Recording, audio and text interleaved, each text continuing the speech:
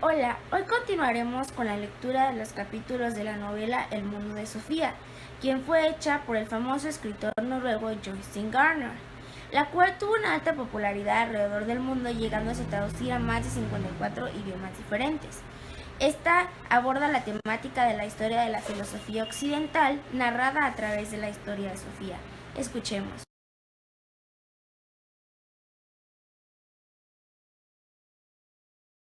eh, se se alzan de nuevo como si Atenas hubiera cobrado vida igual a 2500 años.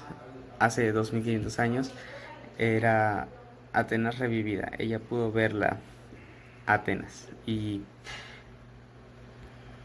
el filósofo um, le, le presenta a Platón, el cual le hace una serie de cuestionamientos como ejercicios filosóficos.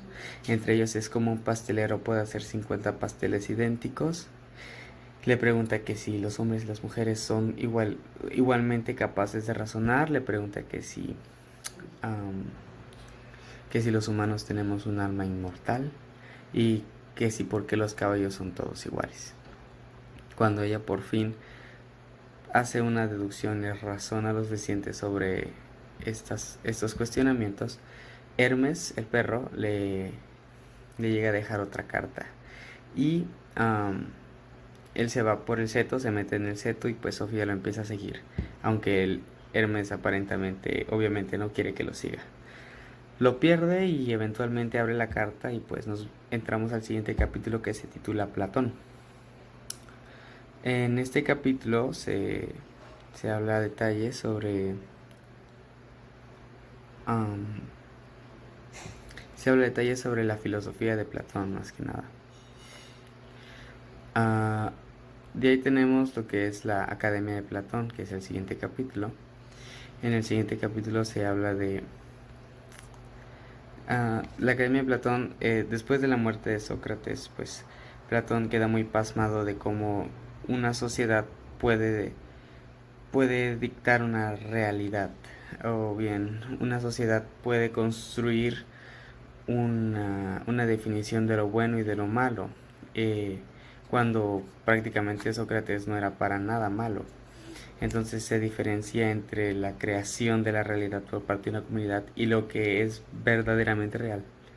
Eh, entonces se crea la academia, que se dedica a estudiar, se estudia matemáticas, gimnasia, etc. Bueno, se nombró a partir de un dios, y hasta hoy en día seguimos usando el nombre de la academia que viene de un dios griego. Y el último capítulo que les tengo para ustedes es lo eternamente verdadero, lo eternamente hermoso, lo eternamente bueno. Prácticamente habla sobre cómo Platón habla de una realidad que es exactamente eso, de lo perfecto, de lo inmutable, de algo que está fijo. La realidad es fija. Hay algo que los filósofos fruncen el ceño y buscan lo que es eternamente verdadero, lo eternamente hermoso, lo eternamente bueno, aquello que es inmutable, aquello que es perfecto. Y pues eso es todo.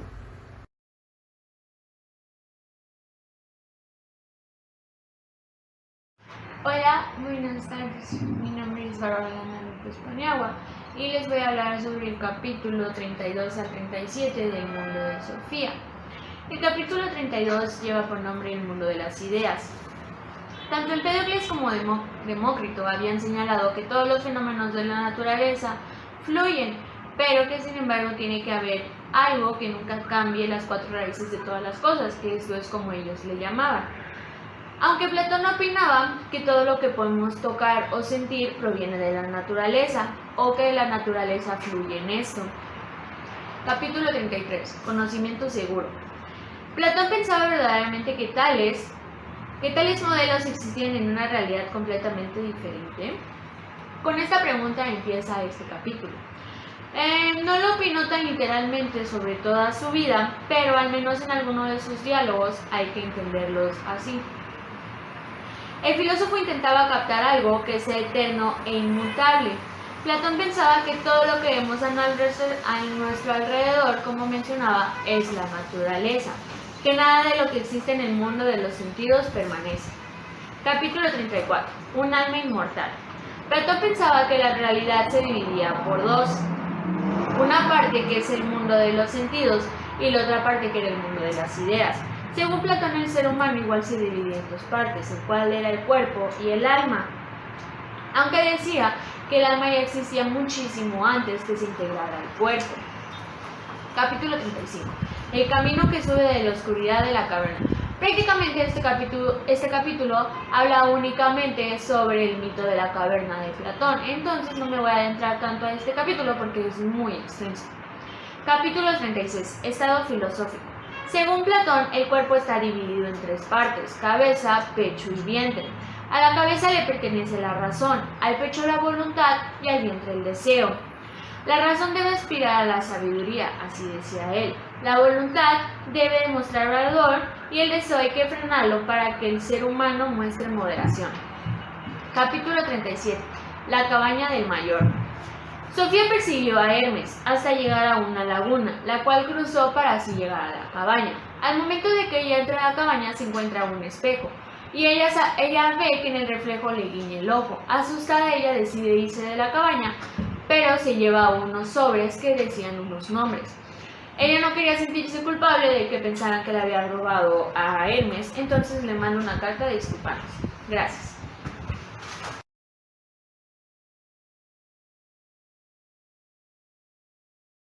En el capítulo 38, llamado Aristóteles, Sofía recibe una carta de Alberto, el cual le había explicado que se había enterado del robo de las cartas y que a pesar que no era un problema tan grave, él debía cambiarse de casa. Sofía, algo impactada por la noticia, se quedó con la interrogante de por qué si el problema no había sido tan grave, él debía cambiarse de casa. Así que decidió acostarse y continuar leyendo sobre Aristóteles. En el capítulo 39, llamado Filósofo y Científico, se mencionaba que existían objeciones críticas, hechas por el propio Aristóteles, ya que él sentía mucha preocupación por la naturaleza, ya que independientemente de haber sido uno de los últimos filósofos griegos, fue el gran biólogo de Europa. Él se interesaba por lo que hoy conocemos como procesos de la naturaleza. Contrario a Platón, de quien fue alumno por 20 años, Aristóteles usaba su inteligencia y sus sentidos. Justamente por ser el gran biólogo de Europa, creó mucho del lenguaje profesional usado actualmente por las ciencias e incluso escribió sobre ellas. Fue quien resumió lo antes dicho sobre la naturaleza y fundó la lógica como una ciencia. En el capítulo 40, llamado No hay ideas innatas, se mencionaba que como todos, anteriormente Platón buscaba encontrar algo eterno e inmutable. Él creía que las ideas eran más reales que todos los fenómenos de la naturaleza, a lo que le llamó ideas perfectas. Aristóteles pensaba que Platón le había dado vuelta a todo, por lo cual tenían ideas muy contrarias. Platón pensaba que todo lo que hay en la naturaleza era un reflejo de las ideas y del alma del ser humano. Por el contrario, Aristóteles pensaba que todo lo que hay en el alma del ser humano eran reflejos de los objetos de la naturaleza. Aristóteles sostenía que Platón se había quedado en una visión mítica del mundo. Él decía que no existía nada en la mente que no haya estado antes en el mundo de los sentidos.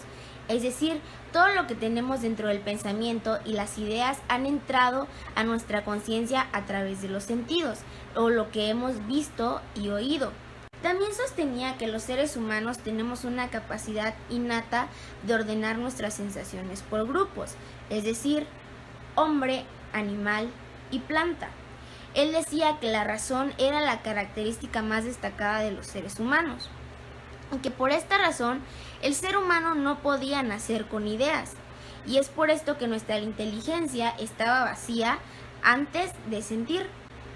En el capítulo 41, llamada Las formas son cualidades de las cosas, se mencionaba que Aristóteles creía que la realidad estaba compuesta de una serie de cosas individuales que constituían materia y forma. La materia era de lo que estaba hecha una cosa y la forma eran las cualidades específicas de un objeto. En el capítulo 42, llamada La causa final, Aristóteles menciona que tenía una visión muy particular de las relaciones causa y efecto en la naturaleza.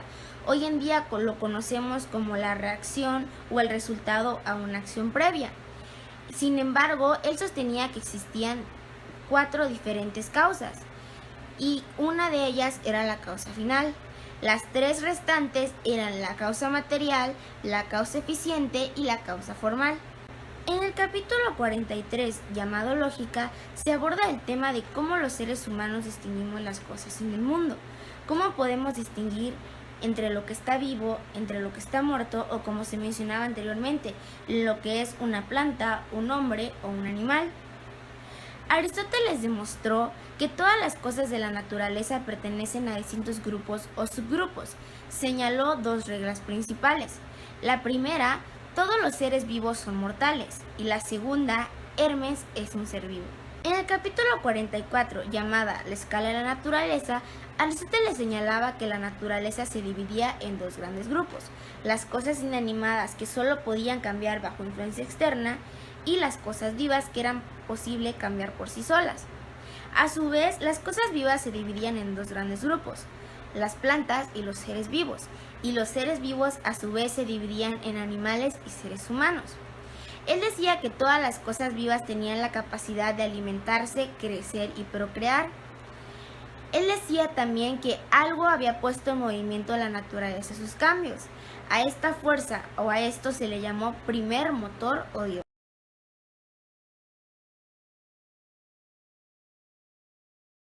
A mí me toca hablar los 6 capítulos del libro de Sofía, que son política, ética, la mujer, helenismo parte 2 se puede decir, y religión, ciencia y filosofía.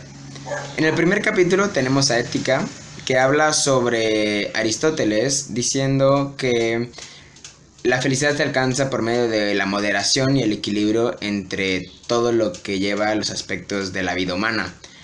Él decía que existían 3 tipos de felicidades, las cuales eran la primera, que eran pasiones y diversión; la segunda, que era ser un civil respetable; y la tercera era ser un filósofo investigador. En el capítulo de política nos habla acerca de cómo es que las ciudades-estado nos daban un cierto confort en lo que era tener un pueblo y una familia. Estas eran felicidades inferiores, según Aristóteles, las cuales solo se obtenían en las mismas ciudades-estado. Él decía que estos estados podían ser dirigidos de 3 formas, que era la aristocracia, la monarquía y la democracia.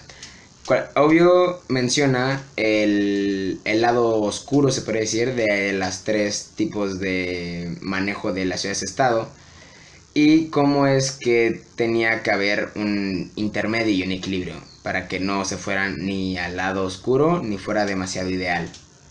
En el tercer capítulo, que es el de la mujer, Aristóteles habla sobre cómo la mujer para él es como un hombre incompleto, y pues sorprende que Aristóteles, al ser alguien tan filosófico y un pensador de gran renombre, estuviera tan desviado en el tema de la mujer, con su ideología tan poco correcta.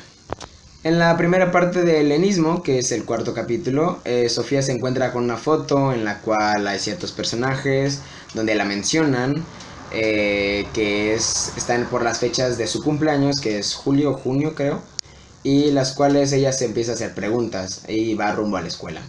En el helenismo parte 2, el filósofo misterioso nos habla sobre el helenismo en sí, que fue como duró 300 años y fue como Grecia predominó sobre las 3 naciones helenísticas, que era Siria, Macedonia y Egipto, las cuales pues predominó todo lo que es la cultura y filosofía griega en todas estas ciudades y países.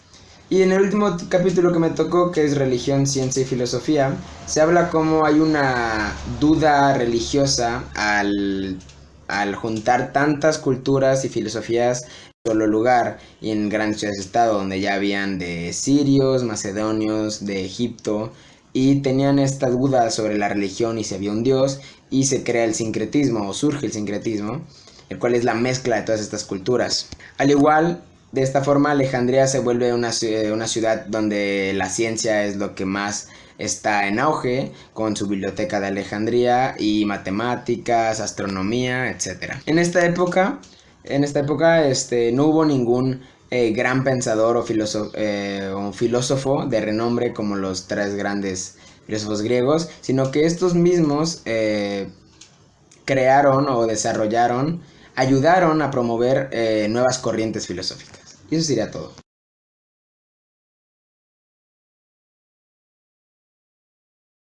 Mi nombre es Alexandra y yo les voy a hablar de los capítulos del 51 al 56. El capítulo 51 habla sobre los cínicos. La filosofía cínica fue fundada en Atenas en el año 400 a.C. por Antístenes, quien fue alumno de Aristóteles. Los cínicos enseñaban que la felicidad no dependía de cosas externas como los lujos, el poder político o la salud. La verdadera felicidad, al no depender de estas cosas tan vulnerables, podía ser alcanzada por todos. El más famoso de los cínicos fue Diógenes, quien era discípulo de Antístenes, y se decía que los únicos bienes que poseían era una capa, un bastón y una bolsa de pan. Los cínicos opinaban que el ser humano no debía preocuparse por su salud ni por el sufrimiento o la muerte, tampoco debía preocuparse por el sufrimiento de los demás. Hoy en día las palabras cínico y cinismo se utilizan haciendo referencia a la falta de sensibilidad ante el sufrimiento de los demás. El capítulo 52 habla sobre los estoicos. La filosofía estoica nació en Atenas alrededor del año 300 a.C. y fue fundada por Zenón. Así como Heráclito, los estoicos opinaban que el ser humano forma parte de una misma razón universal o logos. Pensaban que cada ser humano es un microcosmos que a su vez es el reflejo del macrocosmos. Esto condujo a la idea de que existe un derecho universal llamado derecho natural, que no cambia según el lugar y el tiempo y es aplicable a todo el mundo, incluyendo a los esclavos. Los estoicos resaltaron además que los procesos naturales como la enfermedad o la muerte siguen las inquebrantables leyes de la naturaleza, por lo tanto el ser humano debe conciliarse con su destino. También deben reaccionar con tranquilidad ante las circunstancias felices de la vida. Hoy en día hablamos de una tranquilidad estoica cuando una persona no se deja llevar por sus sentimientos. El capítulo 53 habla sobre los epicúreos. Sócrates tenía un alumno llamado Aristipo, quien pensaba que la meta de la vida debía ser conseguir el máximo placer sensual. El mayor bien es el deseo y el mayor mal es el dolor. De esta manera quiso desarrollar un arte de vivir que consistía en evitar toda clase de dolor. Epicuro fundó alrededor del año 300 una escuela filosófica que fue la Escuela de los Epicúreos y desarrolló la ética del placer de Aristipo y la combinó con la teoría atomista de Demócrito. Epicuro decía que era importante que el resultado placentero de una acción fuera evaluada siempre con sus posibles efectos secundarios. También decía que un resultado placentero a corto plazo tiene que evaluarse frente a la posibilidad de un placer mayor a largo plazo, más intenso o más duradero. Después de Epicuro, muchos epicúreos evolucionan en dirección a una obsesión por el placer y su consigna fue vive el momento. Al contrario de los estoicos, los epicúreos muestran poco interés por la política y la vida social. La palabra epicúreo se utiliza hoy en día en sentido despectivo de vividor. El capítulo 54 habla sobre el neoplatonismo, que fue la corriente filosófica más destacable de la antigüedad y se basaba en la teoría de las ideas de Platón. El neoplatónico más importante fue Plotino, quien llevó a Roma una teoría sobre la salvación que se convertiría en competencia para el cristianismo. Plotino pensaba que el mundo está en tensión entre dos polos. En un extremo se encuentra la luz divina, a la que él llamaba uno o Dios, y en el otro extremo la oscuridad total, donde no llega nada de la luz del uno. El punto clave es que esta oscuridad en realidad no tiene existencia alguna, es simplemente la ausencia de luz. Lo único que existe es Dios o el uno. El capítulo 55 habla sobre el misticismo. Una experiencia mística significa que uno experimenta una unidad con Dios o con el alma universal. La idea es que lo que habitualmente llamamos yo no es nuestro verdadero yo. Durante breves momentos podemos llegar a sentirnos fundidos con un yo mayor, a lo que algunos místicos le llaman Dios o alma universal o universo. En el momento de la fusión, el místico tiene la sensación de perderse a sí mismo o desaparecer en Dios. Una experiencia mística no llega siempre por su cuenta. A veces el místico tiene que recorrer un camino de purificación y de iluminación al encuentro con Dios. El capítulo 56 es titulado Las postales. Pasaron días sin que el profesor enviara cartas a Sofía, así que ella decidió ir a acampar con su amiga Holmes. Acamparon cerca de la cabaña del mayor y Sofía convenció a su amiga de visitar la cabaña. Al llegar encontraron varias postales dirigidas hacia Hilde y en la última de ellas mencionaba a Sofía y a su amiga, lo que dejó a su amiga muy asustada ya que ella no tenía nada idea de lo que estaba pasando. Sofía decidió llevarse el espejo de la cabaña del mayor y lo colocó en su cuarto. Al día siguiente recibió un sobre amarillo y se dispuso a leer. En conclusión, para estos 25 capítulos que nos tocó leer para nuestro proyecto de filosofía, podemos decir que al leerlos todos vemos cómo el filósofo misterioso va avanzando cada vez más en la historia de la filosofía, va abarcando cada vez más temas y va ayudando a Sofía cómo entender en cierta forma todas estas grandes filosofías y grandes pensadores, los cuales a lo largo de la historia pues dieron su aporte en cómo tener una vida o cómo seguir viviendo. Y Sofía los va asimilando poco a poco, junto con pues lo que lleva el día a día de Sofía, de la escuela, su mamá, y cómo va descubriendo poco a poco, como una pequeña detective, al filósofo misterioso, por esa intriga que tiene acerca de él. Y básicamente eso es todo.